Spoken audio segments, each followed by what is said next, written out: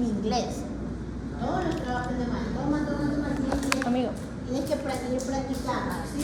Entonces, vamos a ver, fracturas de tobillo. ¿Qué me pasa en las diapositivas? A ver, fracturas de tobillo es un tema muy bonito. Es una patología bastante frecuente, igual que la de las muñecas, las clavículas. Es una de las fracturas también más frecuentes, como lo dice la diapositiva. Solo superan en frecuencia a la de muñeca. La lesión a veces son complejas y a veces son estables, que no son tan complejas, y también depende del tipo de pacientes que se lesionan, ¿sí? Si son pacientes que no hacen alguna actividad deportiva o si son pacientes que tienen alta competencia en actividades deportivas, ¿no? Dentro de algo rápido de la anatomía del tobillo, tenemos que la articulación es una articulación compleja formada por los siguientes huesos: tibia, el peroné, ¿sí?, el astral, ¿sí? Entonces formamos una articulación que es en forma de bisagra, o también llamada articulación tibio-peroneo-astragalino, ¿sí? Esa es la articulación que forma el tobillo, es una montaña, ¿sí? Es una articulación con densidad hacia la astrágalo, y la articulación generalmente es muy congruente con todos estos huesos, ¿sí? La estabilidad se la da por un complejo ligamentario, ¿sí? Entonces nos quedamos claros que esta articulación se forma como una bisagra, ¿sí? Una articulación en bisagra formada por esos tres huesos, y que le va a dar una estabilidad, un complejo ligamentario, tanto en la parte medial como en la parte lateral. Lateral estamos hablando donde está el peroné, medial donde está la tibia, ¿sí? Seguimos. El complejo ligamentario que le da al tobillo su estabilidad se forma por tres grupos. El primer grupo, que son los ligamentos de la sinesmosis. El segundo grupo está formado por los ligamentos laterales o externos, y el tercer grupo que está formado por los ligamentos de la parte medial o interna, ¿sí? Entonces tenemos esos tres grupos, ¿entendieron? Sinesmosis, que es la parte del medio; lateral, que es la parte externa; y medial, que es la parte interna. ¿Seguimos? ¿Cuáles son los ligamentos que conforman la sinesmosis? El ligamento tibio-peroneo anterior, ligamento tibio-peroneo posterior, ligamento transverso y el ligamento interoso. Todos esos cuatro ligamentos conforman el complejo ligamentario de la sinesmosis, ¿sí? Siguiendo. Aquí tenemos las imágenes: el tibio-peroneo anterior, que va de la tibia hacia el peroné por la parte anterior. Siguiente. El ligamento transverso, tibio-peroneo posterior, el que se ve atrás. El ligamento transverso y el interoso, ¿sí? Entonces, esos son los ligamentos que conforman el ligamento de la sinesmosis. Siguiente. ¿Cómo se forma el complejo ligamentario externo o lateral, o cómo está constituido? Está constituido por lo que dijimos antes, fue el de la sinesmosis. Ahora vamos a la parte externa, que es el ligamento peroneo astragalino anterior y el peroneo astragalino posterior. Peroneo, el peroné; astragalino, porque este es el astrágalo, es el que monta la tibia monta la astrágalo, es como una montura, ¿sí ven? Entonces, el tibio-peroneo anterior y el peroneo astragalino anterior y el peroneo astragalino posterior. Y el ligamento peroneo calcáneo, que es el que se ve atrás, ¿sí? Ese es el complejo de la parte lateral. Lateral. ¿Qué le pasa a Gallego que no entiende? ¿Entendió los tres ligamentos? Peroneo astragalino anterior, peroneo astragalino posterior y peroneo calcáneo. Al revés, perdón. Entonces, esos son los ligamentos que forman la parte lateral. Siguiente. Y acá tenemos el gran complejo ligamentario interno o medial, que se llama ligamento deltoide. El ligamento deltoide es el más fuerte de los ligamentos del tobillo y que está conformado superficiales y profundas. Unos van, así se forman como un abanico, la parte superficial y la parte profunda, ¿sí? Entonces, en la parte medial encontramos el ligamento deltoideo, en la parte medial el ligamento deltoideo, ¿sí? Es el más fuerte de lo que conforma el complejo ligamentario deltoideo. Siguiente. Ya.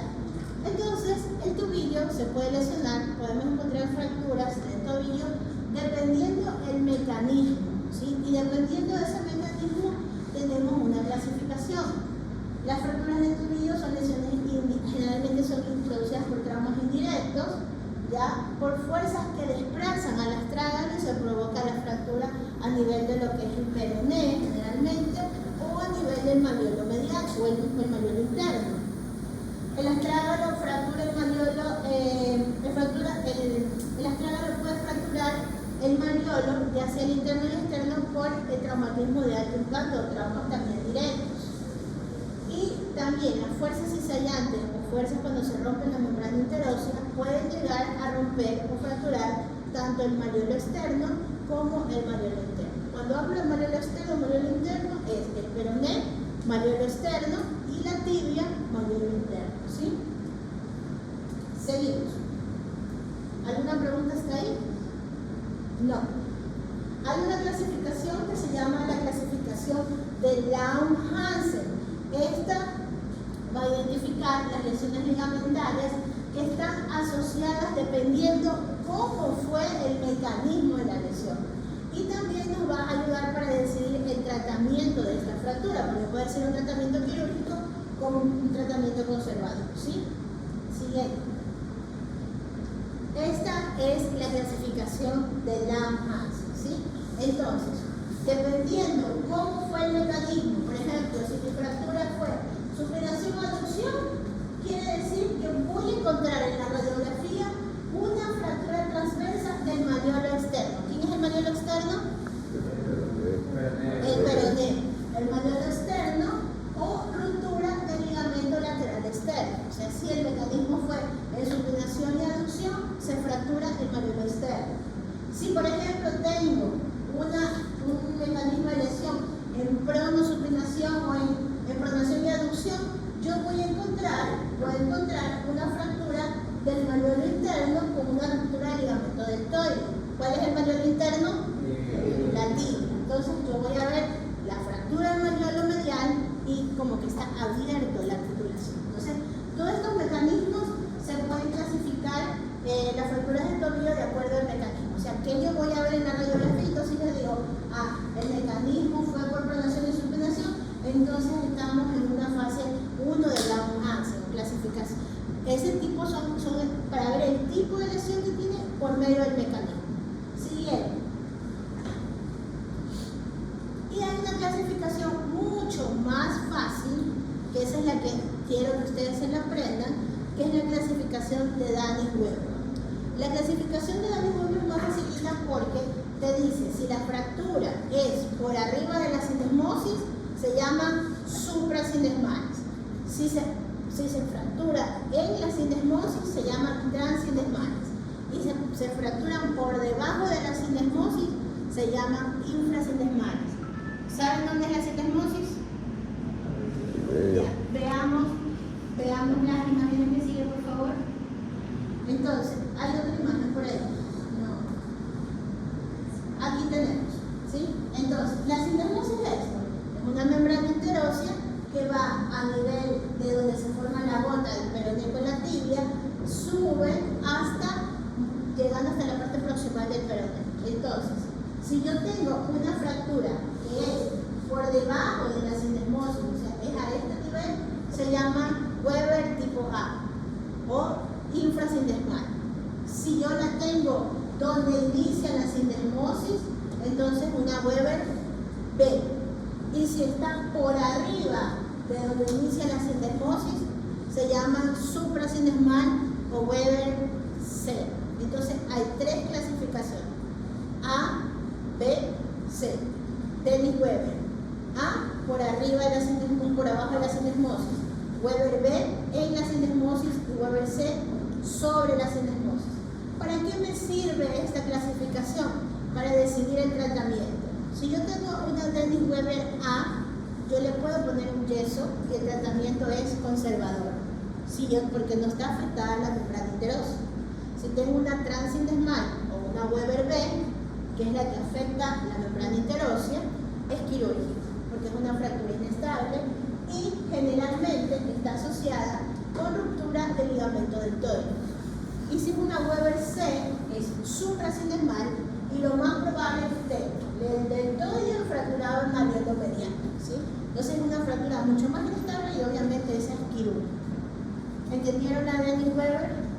Entonces, la Hansen se aprende el mecanismo, que es por cómo se pone eversión, supinación, pronación, pero la Dennis Weber, que es la tipo A, B y C, ¿sí? Siguiente, voy a decir lo mismo. Entonces ahí tenemos una comparación entre la Dennis Weber y la Hansen, ¿sí? Siendo la tipo A, que la lesión, si ustedes van al otro cuadrito, se van a dar cuenta que el mecanismo de lesión, ustedes van a encontrar una fractura por debajo del maniolo peróneo, infrasindesmal. La Weber B siempre va a ser en supinación, rotación externa, o también puede ser en pronación y abducción. Y la Weber C puede ser en pronación, aducción, pronación y rotación externa. Son los mecanismos del tobillo, por eso ustedes tienen que saber cuándo es rotación externa, cuándo es rotación interna, cuándo es eversión, cuándo es inversión, ¿sí? Cuándo es pronosupinación. Todo el pie mira hacia arriba, ¿sí? Siguiente.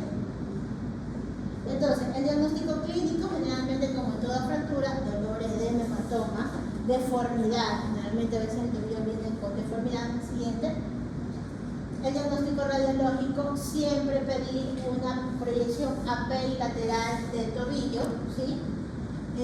A veces cuando tenemos alguna duda, se manda o se va al traumatólogo a hacer una rayos X en 20 grados de rotación interna, o también radiografías con estrés, o sea, moviendo el tobillo, ¿sí? Cuando tengo alguna duda si hay alguna lesión ligamentaria, como por ejemplo del deltoide, ¿sí? Seguimos. Entonces, a ver, ganchoso. ¿Qué tenemos en la primera imagen? ¿Qué clasificación de Weber tenemos en la primera imagen? A, B o C.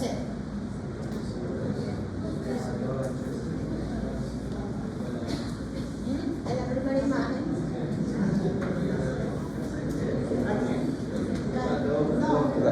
Ganchoso está allá. Perdón, no. A ver, ganchoso ya.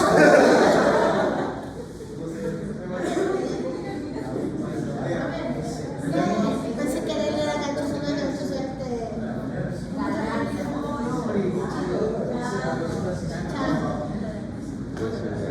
A ver, ¿qué es?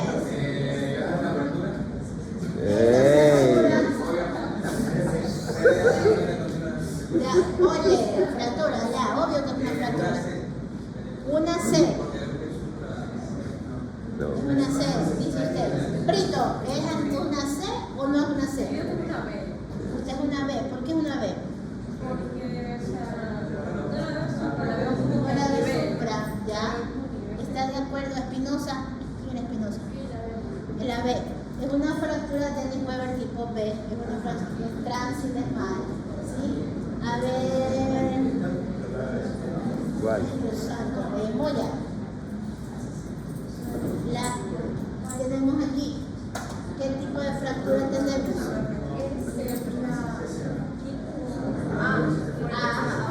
Muy bien, es una fractura infrasindesmal, pero no, muy bien. Ya. Está difícil, pero ya sí se ve. Sí se ve bien. Sí se ve bien. A ver, Borja. Si quiere acérquese para que la vea bien. Porque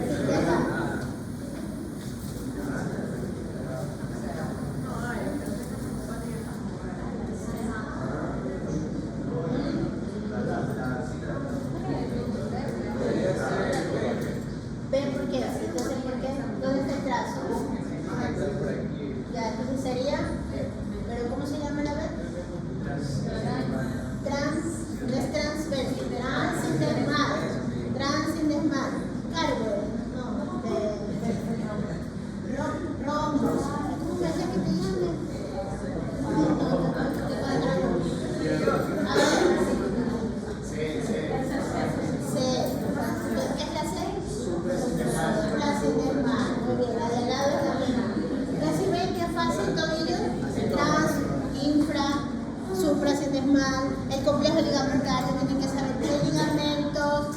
En la parte medial tenemos sotomayor. Uy, ¿qué? Ustedes son esquinas porque no me puedo aprender el nombre. El suyo de la delante. No, María de los Ángeles y sotomayor.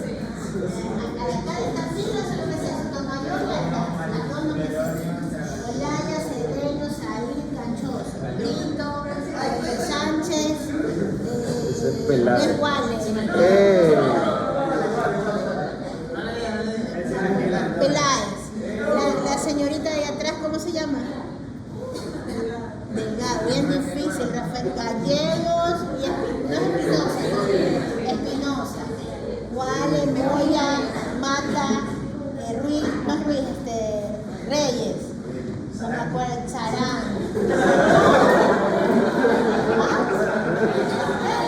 Ya digo Charán, porque no puedo ver en la siguiente, vamos, ya se nos acaba el plazo.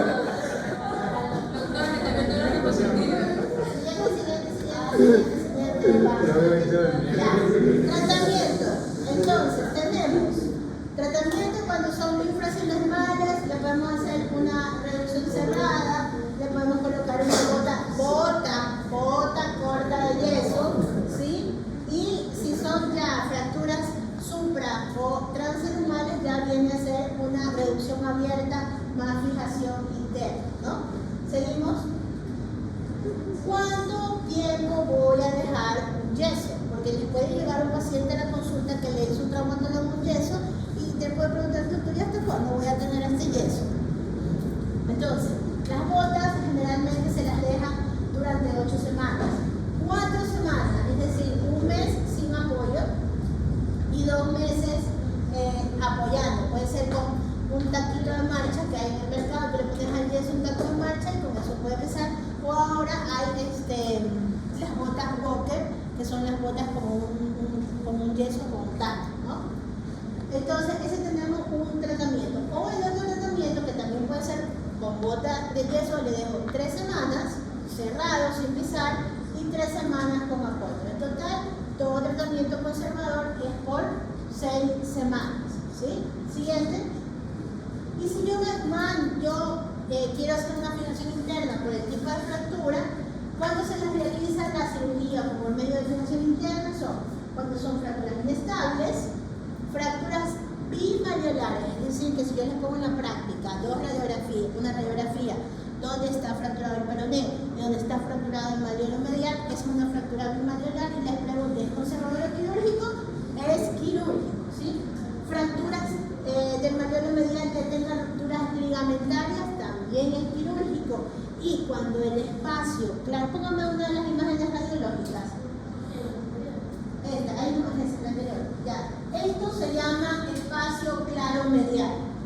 Lo que se ve en el malleolo interno de la tibia y el astrágalo. Esto tiene que ser menor a 1 centímetro. Menor. Si yo veo que esto es muy abierto, yo estoy más que segura que el ligamento deltoideo se rompió. Entonces es quirúrgico, ¿sí? Entonces, esto se llama espacio claro medial, ¿sí? Siguiente, vamos a lo que era el tratamiento. Entonces, cuando yo tengo que hacer tratamiento quirúrgico, fracturas inestables, bimariolares, rupturas ligamentarias como el ligamento deltoideo, cuando el espacio claro medial es mayor a 2 milímetros, ¿sí? Seguimos. El abordaje quirúrgico, la prioridad es reconstituir el peroné, ganando longitud, ¿sí? Por medio de fijación de placas y tornillos. Y también, obviamente, reparar la parte ligamentaria. Podemos hacer un abordaje lateral, puede ser un abordaje externo, puede ser un abordaje interno o también la parte posterior. Seguimos. Para abordar el malleolo externo se hace una incisión anterolateral. El paciente está en el cúbito dorsal, le tenemos que poner una bolsa de arena en la región glútea y se puede hacer una incisión en palo de hockey o recta, ¿sí? Se usa el intensificador de imágenes también, hay que identificar el nervio peroneo superficial y ver si hay alguna lesión ligamentaria a nivel de lo que es el ligamento anular del calcio, ¿sí? Seguimos. El abordaje del malleolo interno, malleolo medial, ¿sí? Se hace a sí mismo por la parte medial con una curvatura, siempre identificando una estructura vascular que es la vena safena. Muchos traumatólogos nos hemos llevado la vena safena en algún momento de nuestra vida, ¿sí? Cuando éramos R1, R2, R3, siempre, y ahí sí que sangra como tú eres, no te imaginas, te desespera, y ahí te vuelves loco, ¿sí? Seguimos. La fijación, ¿cómo tenemos que hacer la fijación en estos pacientes? Ya sea por medio de placas o tornillos interfragmentarios, ¿sí? Siempre hay que suturar el ligamento deltoides y también fijar la sindesmosis. ¿Cómo la vamos a fijar? Cuando uno hace la reducción con las placas de tornillos a nivel del peroné, en la placa tenemos que poner un tornillo de posición, se llama, que es para cerrar la sindesmosis.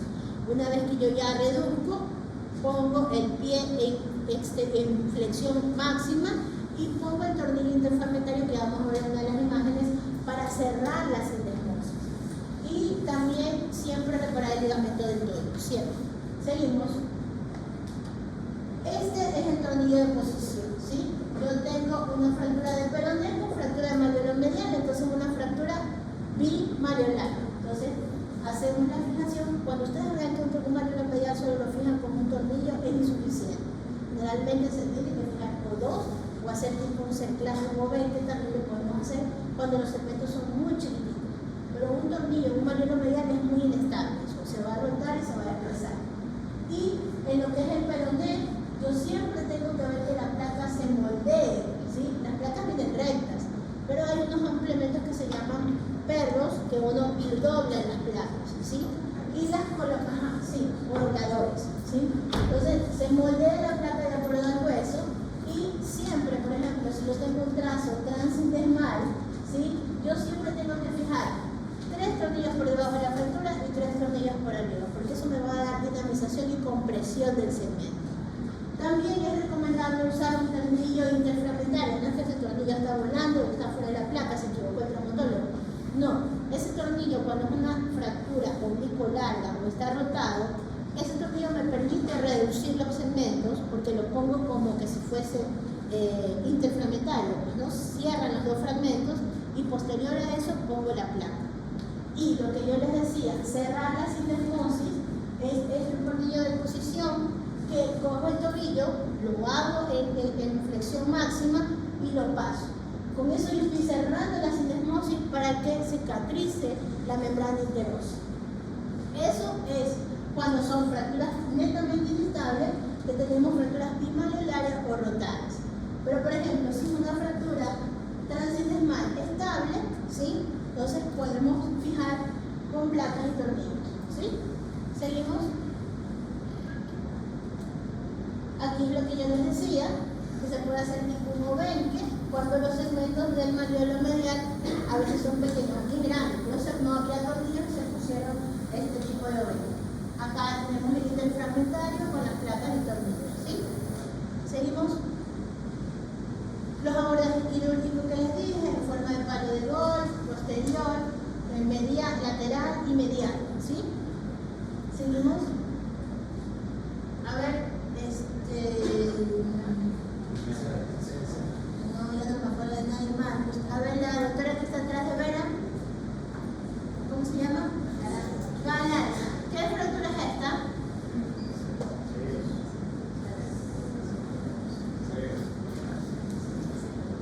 Apúrense que ya no puedo. Uy, Susana.